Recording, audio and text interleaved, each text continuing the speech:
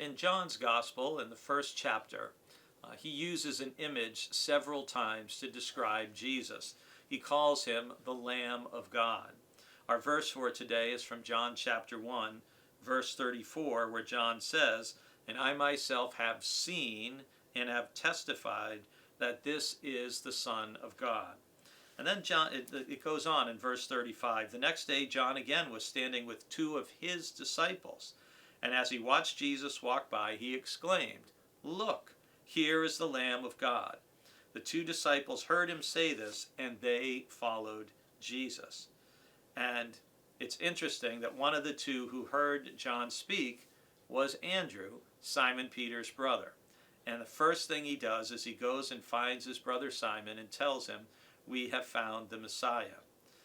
For some of you who may have been watching the series The Chosen, you know that that's a very excited scene when Andrew comes and tries to convince a skeptical Peter that he has seen and met and heard the Messiah.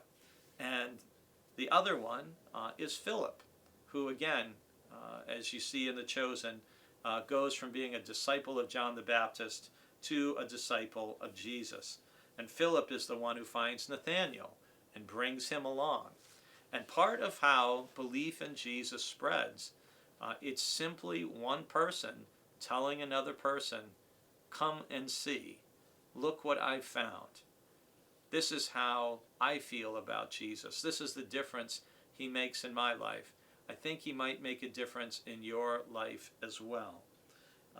This is the Son of God. And so Jesus, John emphasizes right in the beginning, is the Lamb of God who takes away the sins of the world. And this is foreshadowing for what will happen in John's Gospel. We sometimes forget how much of the Gospels simply concern the last week of Jesus' life. For example, in John, there are 21 chapters. The first 12 are about everything else. And chapters 13 through 21 are from the evening of the foot washing and the Passover through to his resurrection and his appearances to the disciples.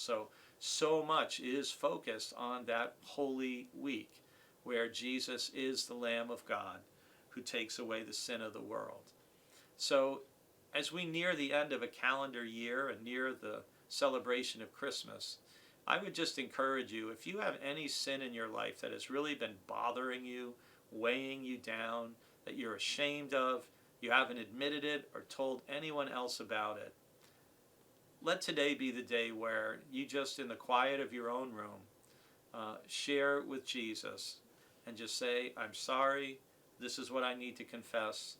Thank you for being the Lamb of God who takes away the sins of the world and my sin, and help me to live more faithfully as your follower. Thank you for the cleansing and freedom that comes with forgiveness through you."